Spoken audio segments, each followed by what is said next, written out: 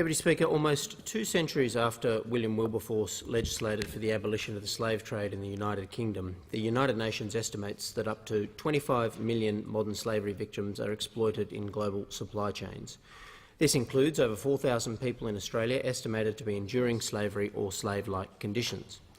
These victims are enslaved in mines, in factories, in brothels, in brick kilns and on construction sites, fishing boats and farms around the world.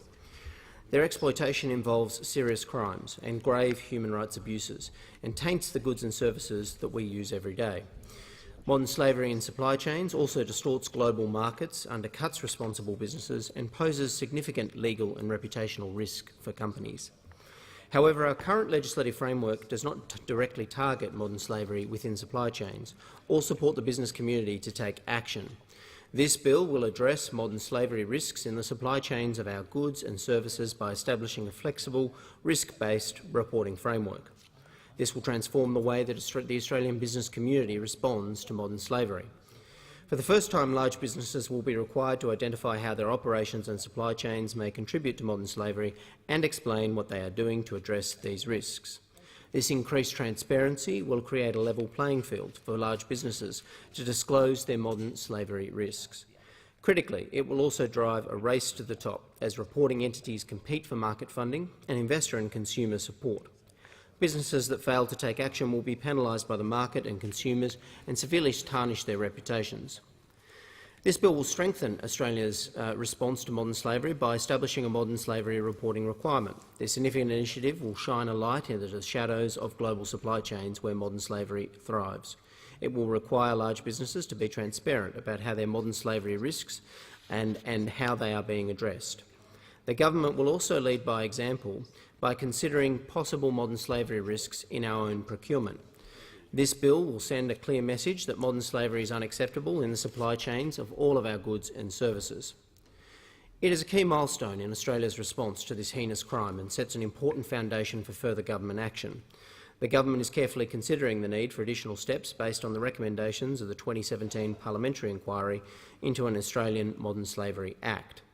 I want to thank the committee members for their important work, particularly the Foreign Affairs and Aid Subcommittee Chair, Crewther, the member for Dunkley, for his leadership in the conduct of this inquiry and the outstanding work that he did in putting together such a substantial report that will have a lasting impact. I'd also like to make a special mention of Senator Linda Reynolds for her genuine passion and dedication to making a positive change in the lives of exploited and trafficked children in for-profit orphanages around the world.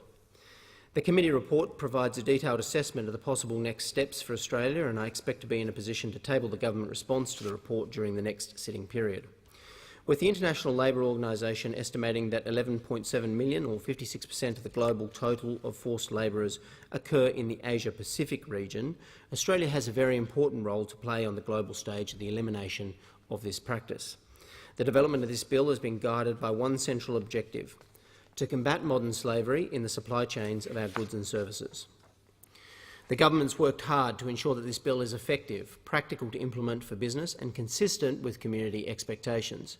Under the reporting requirement, over 3,000 corporations, trusts, partnerships and other entities will need to publish annual modern slavery statements. The bill sets a $100 million consolidated revenue threshold for reporting.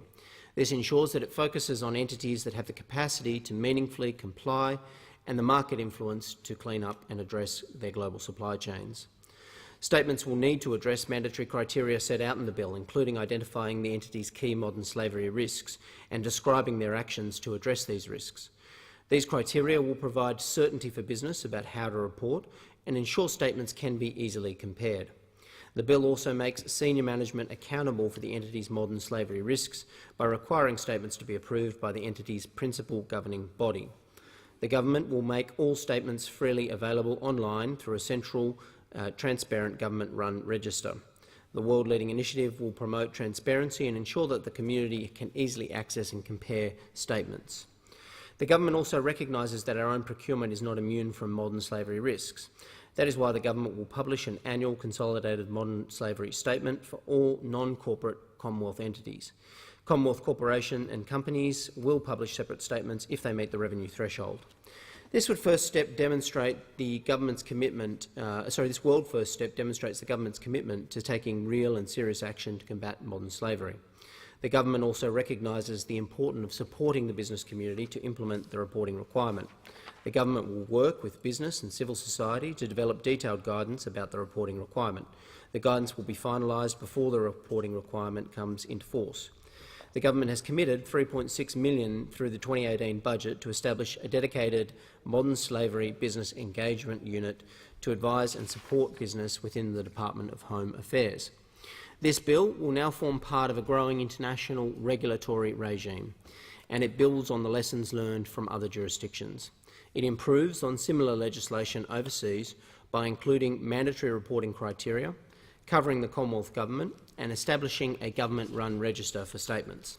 The government has also developed and tested this bill through an extensive public consultation process. These consultations involved releasing a detailed public discussion paper in August 2017, 12 consultation roundtables with over 130 business and civil society participants in September and October 2017, over 50 additional direct meetings with stakeholders, and almost 100 written submissions, and of course a targeted exposure draft bill consultations with over 40 expert stakeholders in May of this year. These consultations shaped key features of the bill, including the definition of modern slavery, wording of the mandatory criteria and the deadline for reporting. They've also highlighted strong support from the business community and civil society for this bill. The government will now work with the states and territories to ensure a nationally consistent approach to modern slavery reporting requirements. This will ensure we avoid multiple compliance frameworks, which is critically important in providing business with certainty regarding their reporting obligations and minimising regulatory burden. Deputy Speaker, 2018 is a landmark year in terms of tackling modern slavery within Australia. We have a moral imperative to eradicate this practice from our supply chains and our businesses, and this bill is an important next step in Australia's fight against this heinous practice. It is a sensible and practical step, but above all, the government believes it will be a powerful and effective catalyst for change. We'll continue to build on the strong foundation of government collaboration with business and civil society, and we owe, Deputy Speaker, the 25 million victims of modern slavery exploited in global supply chains worldwide nothing less.